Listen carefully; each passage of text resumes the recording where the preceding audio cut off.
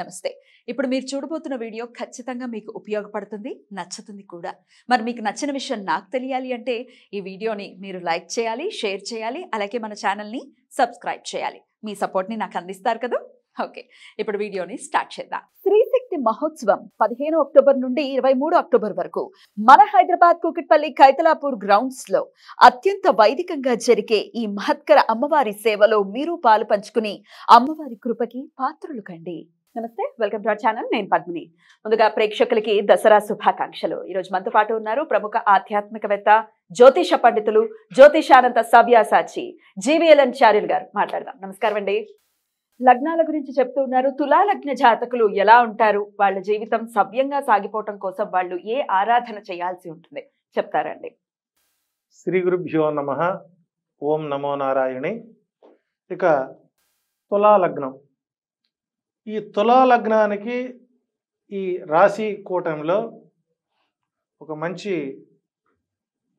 పేరుంది. That is judgement place, 7th place. తులా లగ్నంలో పుట్టిన వారు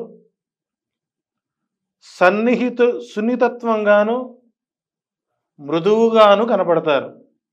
కానీ కాదా, కనపడటమేనా? అందుకల కారణాలు ఏంటి? ఇక్కడ అది న్యాయస్థానం.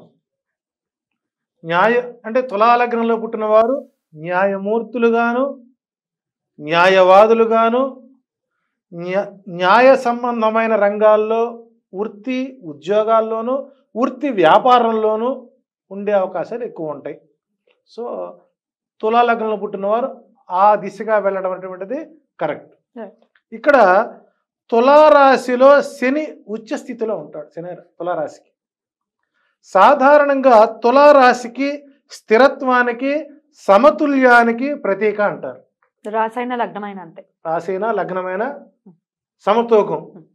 సరే, ఇప్పుడు మనకు వచ్చినట్టు ఎలక్ట్రానిక్స్ తూకాల కంటే మానసిక తూకం అనేటువంటిది అంతర్మదనం, మానసిక స్థితి, ఆత్మస్థైర్యం, మంచి చెడు, న్యాయం ధర్మం అన్యాయం, ఏదైనా సరే వాళ్ళు సమపాళలోనే చూసేటువంటి అవకాశాలు ఉన్నాయి. ఈ మధ్యకాలంలో మనం కొత్తగా వాడే పదం ఏమిటంటే, నా మానసిక స్థితిని అనుసరించి నాకున్నటువంటి ఉన్నత అధికారాల గురించి నేను మాట్లాడతాను, సో ఆ ప్రకారం నేను నిర్ణయం తీసుకున్నాను అంటారు. ఇట్లాగే ఇక్కడ వీరిలో ఈ తులాలగ్నంలో పుట్టిన వారికి ఒక్కొక్కప్పుడు ఆకస్మికంగా వీళ్ళలో మార్పులు వస్తాయి. ఇప్పుడు పద్మిని గారు మనం నవ్వుతూ ప్రోగ్రాం చేసిన ఎప్పుడు పద్మిని గారు ఏ రకంగా రివర్స్ అవుతారో అని ఆలోచిస్తూ ఏ రివర్స్ క్వశ్చన్ ఎక్కడేస్తారో తెలియక ఎదురు కూర్చున్నవాడు భయపడుతూనే శాస్త్రం చెప్పాల్సి వస్తుంది. నా తులాలగ్నం కాదులేండి, కాకపోయినా నేను తులాలగ్నంలో పుట్టాను కాబట్టి ఏంటి, నేను కూడా అప్పుడప్పుడు ఒక ఇరిటేషన్ అవుతుంటాను. రెండవది, మేషరాశి మరియు తులారాశి అనే ఈ రెండు రాశులు రవికి శని గ్రహాలకి మధ్య యుద్ధ వాతావరణం ఏర్పడుతుంది. యుద్ధ వాతావరణం. ఈ యుద్ధ వాతావరణం వలన శని మహాబలంగా ఉంటాడు. అదే రాశిలో రవి కనుక ఉన్నాడు అనుకోండి, అదే తులారాశిలో కనుక, తులా లగ్నంలో కనుక రవి ఉంటే ఇక అగ్నికి ఆజ్యం పోసి ఇసని కర్రతో ఇసిరినట్టే. అంటే ఇక్కడ శని రవులు లగ్నంలో కానీ, తులా లగ్నంలో పుట్టినటువంటి జాతకులకి శని రవులు ఏ స్థానంలో ఉన్నా కూడా, కలిసి ఉన్నా కూడా ఆ ఇంట్లో నిత్యము కుంపటే. అంటే అజాత శత్రువులు లేనివాడు ఎవరంటే ధర్మరాజు అంటారు. అగర్భ శత్రువులు ఎక్కడుంటారంటే శని రవులు ఎవరి ఇంట్లో ఉంటారో, ఎవరి జాతకంలో ఉంటారో ఆ ఇంట్లో తండ్రి కొడుకుల మధ్య వైరం ఉంటుంది. తద్వారా ఇద్దరికి పడదు, ఆస్తి వివాదాలు, చదువుల దగ్గర నువ్వు ఎస్ అంటే నేను నో అంటే నువ్వు ఎస్, ఇద్దరికి ఉత్తర దక్షిణ ధృవాలుగా ఉండేటువంటి అవకాశాలు ఎక్కువగా ఉన్నాయి. కాబట్టి ఈ కాంట్రడిక్షన్లో చూసినట్లయితే ఈ ఇద్దరు కనుక ఈ తులా లగ్నంలో శని కానీ రవి కానీ లేకపోతే కొంతమేర వారు సున్నితంగాను మృదువుగా ఉంటారు. ఉదాహరణకి మధ్యకాలంలో మనం ట్రెండింగ్ చూస్తున్నట్లయితే కొన్ని ప్రధానమైనటువంటి కేసులు, పొలిటికల్ కేసుల మధ్య కోర్టులు నడుస్తున్నాయి. దాని మీద మన సోషల్ మీడియా మార్నింగ్ 7:30కే మనం మీడియా కోర్టులు ఓపెన్ చేస్తున్నాం. ఇవన్నీ వారిపై ప్రభావం చూపుతాయా అన్న సందేహం నాకు కలిగింది. అంటే ఎలక్ట్రానిక్ మీడియాలో వచ్చేవి, ప్రింట్ మీడియాలో వచ్చేవి, సోషల్ మీడియాలో వచ్చేవి, వాళ్ళ చేతిలో మొబైల్ ఉంటాయి కదా, వాళ్ళు చూస్తారు కదా. పోనీ వీటి ప్రభావం వాళ్ళ మీద పడుతుందా అని ఒక రిటైర్డ్ జడ్జిని అడిగితే, ఆయన తులాలగ్న సమయం అడిగితే, అసలు మా మొబైల్ ఫోన్స్లో మేము డేటా పెట్టుకోం, మేము సాధారణ ఫోన్లు వాడతాం, ల్యాండ్ ఫోన్లు వాడతాం, మేము పేపర్ చదవం, మీడియాలో వచ్చే వార్తలు చూడడం, వీడేం పట్టించుకోం. ఒకవేళ పట్టించుకుంటే మేము కూడా మానసికంగా ఏమైనా దెబ్బతింటామని చెప్పేసి వాళ్ళ రెస్ట్రిక్షన్ ప్రకారం వాళ్ళు చూడటం. సో అప్పుడు ధైర్యం వచ్చి ఓహో, కాబట్టి జడ్జీలు ఎందుకు సున్నితమంగా ఉంటారు, ఎందుకు చక్కటి భాషను ఉపయోగిస్తారు, వారి కోపం వచ్చినా కూడా మృదువుగా ఎలా మాట్లాడతారు. చూడు, మనకు కొంతమంది వ్యక్తులు ప్రమాణం చేస్తారు కోర్టులో. తెలుగులో ఏం చేస్తారు చెప్పుకుంటారా? దేవుని ప్రమాణం చేసి అంతా నిజమే చెబుతాను, అబద్ధం చెప్పను అంటే వాడు చెప్పేది అబద్ధమే అక్కడ. కాబట్టి తులాలగ్నంలో పుట్టిన జాతకులు ఎప్పుడూ కూడా సున్నితంగా మృదువుగా నవ్వుతూ ఉన్నారు అంటే అర్థం ఏంటి? వాళ్ళ లగ్నంలో రవి కానీ శని కానీ లేకపోవడం కొంత వారికి ఉపశమనానికి కారణం అవుతుంది. శని మరి తులాలగ్నంలో ఉచ్చ పొంది ఉంటాడు కదా, లేకపోవటమే మంచిది అని అంటారా? అంటే ఇక్కడ విషయంలో ఉన్నప్పుడు ఫలితాలు బాగానే ఇస్తాడు.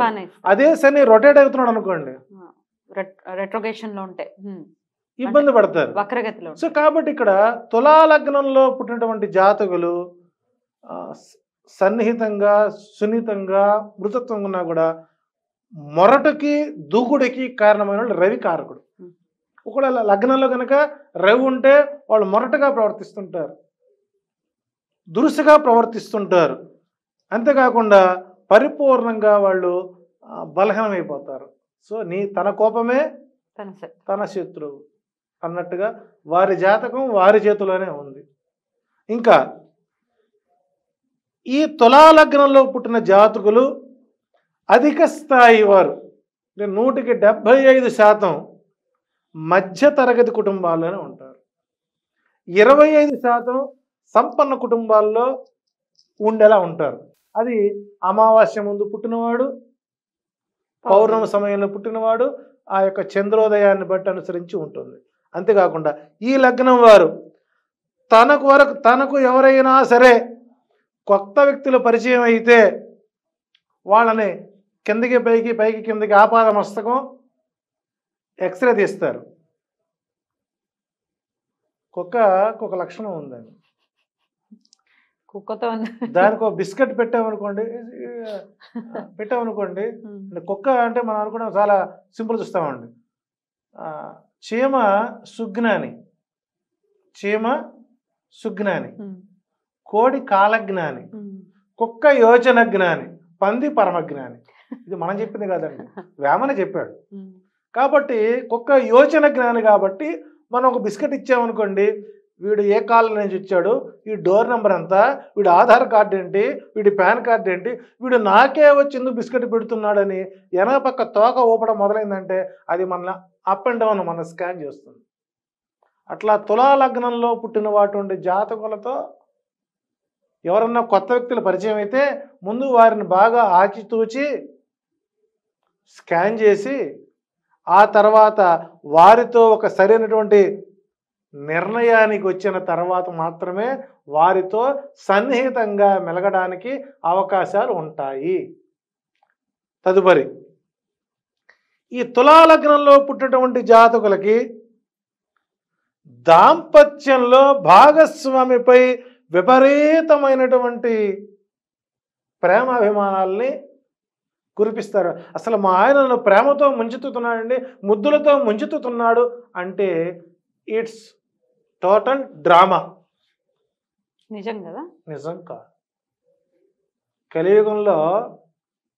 కలియుగంలో నాతో సహా నేనేమి అతీతులం కాదు, నేను కూడా నా భార్యతో నటిస్తూనే ఈ వీడియో రిలీజ్ అవుతుంది 100% అవనివ్వండి. చూడరా.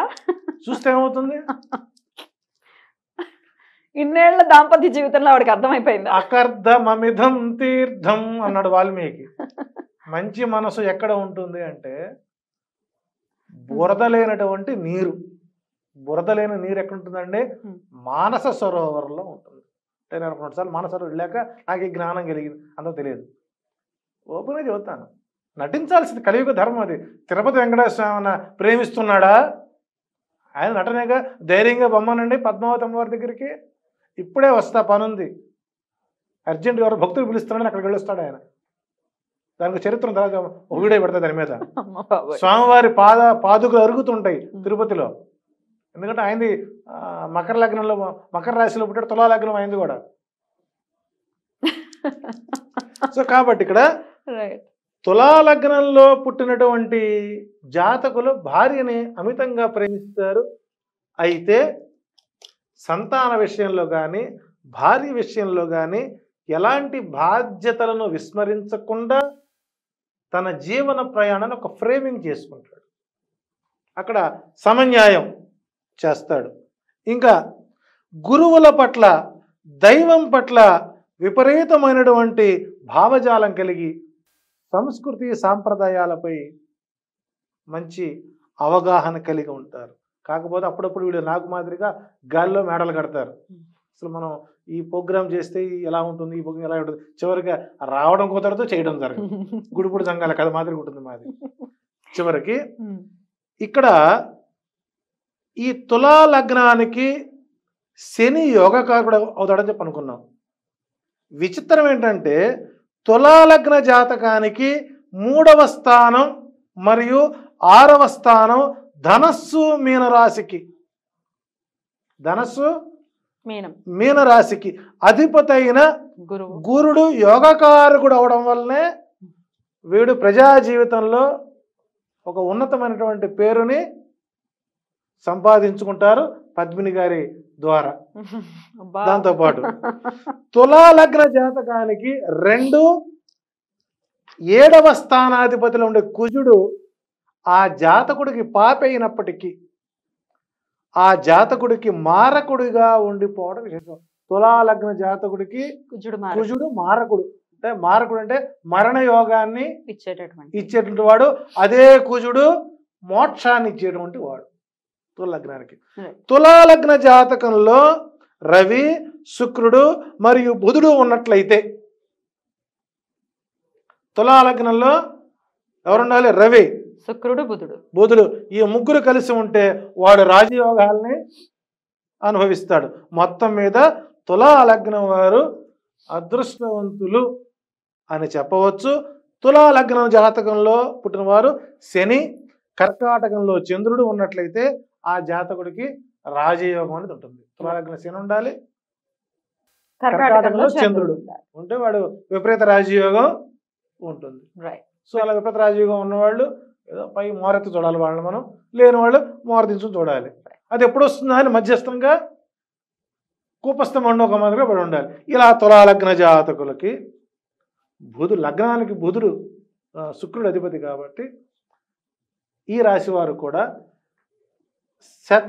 లలిత త్రిశతి స్తోత్ర పారాయణం, లలిత త్రిశతి స్తోత్ర పారాయణం చేసుకుంటే ప్రతినిత్యం ఉత్తమ ఫలితాలు వస్తూ, ఇందా నేను చెప్పాను ఒక పదం ఓపెన్గా, మీ భర్త నటిస్తున్నాడని చెప్పే కదా, ఆ నటన నుంచి నిజమైన ప్రేమగా మార్చుకోవడానికి అవకాశాలు ఎక్కువగా ఉంటాయి.